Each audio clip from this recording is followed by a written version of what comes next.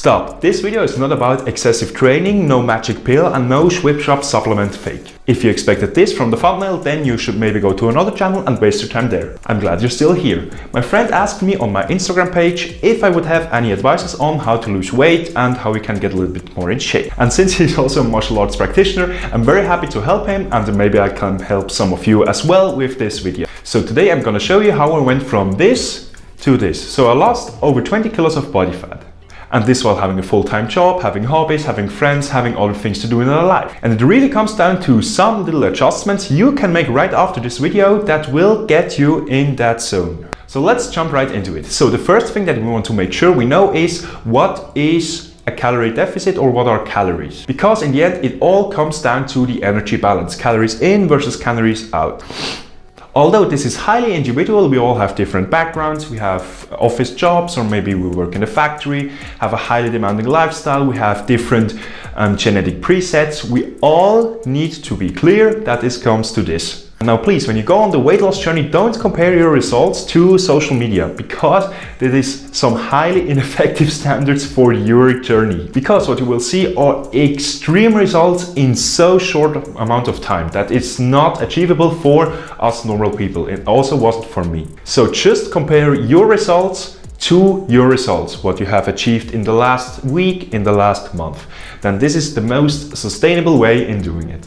So let's talk about some important numbers. 1 kilogram of body fat that we want to reduce is holding about 7,000 calories. So in order for us to burn off this 1 kilogram of body fat, we need to burn those 7,000 calories over a certain amount of time. And now, without further hesitation, let's jump right into the 4 steps that I've prepared for you today. Now grab yourself a piece of paper, grab yourself a pen, and let's get you educated. Step 1, weightlifting. So the obvious thing is that we're going to just work out, right? Then you could come to the conclusion, well, if I worked out more, I'm going to burn more calories, fantastic, and then it's done. I'm going to lose weight. Well, yes, but actually no. Because even when we are doing a high demanding, high intensive workout, we're only going to burn like 300 to 500 calories at most. And you can't do this every day because it will burn you out.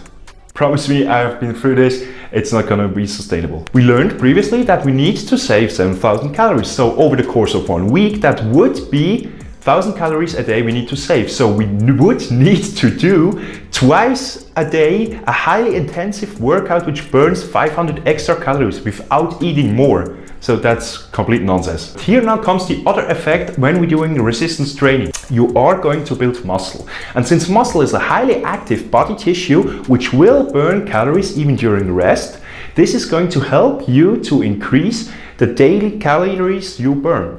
And this will also make that you can eat more because your body needs to refuel and maintain this muscle mass. Speaking from an evolutionary standpoint, this is quite a drawback because it was dangerous to go out and hunt and collect and gather stuff and food. So your body only wants to hold as much muscle as you really need for your daily activities. So let's put it in simple terms. The more muscle you force your body to hold by doing resistance training, the more calories you burn throughout the day. And this is the key factor, having long-term success with weight loss. Because then your baseline of maybe, let's say, 2,000 calories burning throughout the day increases on 2,100, 2,200, and so on, because you are going to have more muscle. And you also have the calories burned throughout the workout. And one of the key factors when building muscle is protein. You need to have enough protein in your system that your body can build muscle. And if you want to know a little bit more about protein, you should check out this video here that I already made, where we cover all the things about protein that you need to know when you go on this journey. Step 2, diet drinks are your friend. Artificial sweeteners are your enemy, right? No, it's not the case. I would always recommend that you purely switch on water, but let's be realistic here. We all love that Coke or Sprite from time to time. And I'm asking you now to decide in the comments, let me know, what do you think is more dangerous for your health and your body? Being overweight or consuming artificial sweeteners? Let me know. We learned it comes down to an energy balance. So let's have a look at the energy table the products are giving us. You always find it on the back side. On the left side we have the original Coke, on the right side we have the zero/diet variant. First thing that we have is the total calories per 100 milliliters. So here we see 42 kilocalories per 100 milliliter, and on the diet variant we have just 0.2 calories per 100 milliliter. Let's go further. We have then the fats, that's mostly the first object. Obviously we have 0 fats in the Coke.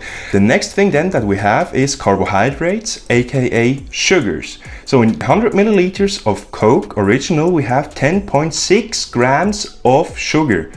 This can is 330 milliliters, so we have about 35 grams of pure sugar by drinking just this can. And here on the diet option, we see carbohydrates, therefore sugar, 0 grams. So when you want to save calories, please go and cut out all the sugary drinks immediately, because they are not worth it. We can always switch to the diet version. And another very important point is that sugary drinks are zero satiating. So you're going to have an insulin spike and you're going to be even more hungry after you drink one. There is a discussion if that insulin spike is the same or not with artificial sweeteners, but if you have the option, always go for the diet version. Step 3. Eat them greens. We already talked a little bit about satiation, and now we also have to look at veggies and fruits. Yes, they are healthy. Yes, they contain a lot of minerals, vitamins and fiber, which is very good for your body and for your health. But there's another missing point here. The number one driving factor, if you are still hungry after a meal, is the volume that is in your stomach. Because your stomach is going to send signals to your brain that it is full now, it doesn't want to eat anymore and it's no space. So what you want to do is eating a lot of low calorie dense foods. That means we have very little amount of calories in a high amount of volume. And by the point then when our stomach sends the signal to the brain, it is full, this volume in the stomach is going to hold significantly less calories than when you would have filled it with some sugary stuff, some grease, some stuff from the bakery that is going to hold automatically more calories. So my personal experience, and I tell everyone the same that asks me this question, aim for about 400 to 500 grams of veggies over the day. Try to eat mostly green ones because they are the most healthy, but you can also go for the rainbow scheme that you have one vegetable for every color in the rainbow and you have covered basically all the important vitamins and minerals for your body. So one way to increase your daily calories spent is by just moving around a little bit more. So let's go for a walk. But it can also be something as simple as just taking the stairs instead of an elevator. So I'm going to grab now the soda for the video here, and let's not just take the car. Let's go for the walk. What I like to do is I set myself a track and then I listen to some podcasts, and I see in the beginning how long the podcast episode is. It's maybe half an hour or 45 minutes, and then I listen to this episode of podcast, and when I'm back home the podcast is ended. So that's a simple way to combine several things. But you can also do other things, like when you have a dog, you go with your dog. If you have kids, go with the kids outside. But I wouldn't recommend getting kids or a dog just for the purpose of you get moving a little bit more, but you get the point here. So I always recommend that you set a goal for yourself. So I would recommend here 8 to 10,000 steps a day. This might seem a lot in the beginning, but really is not that much at all. Because if I would be in this case where I needed to start somewhere, I would say to myself, okay, let's go twice a week for half an hour. I grab my favorite podcast and listen to this episode, and then it's done. And building up on that, maybe after 2 or 3 weeks, I can go a third time, and then a fourth and a sixth, and so on until I go every day for a walk. And really don't see it as a necessity.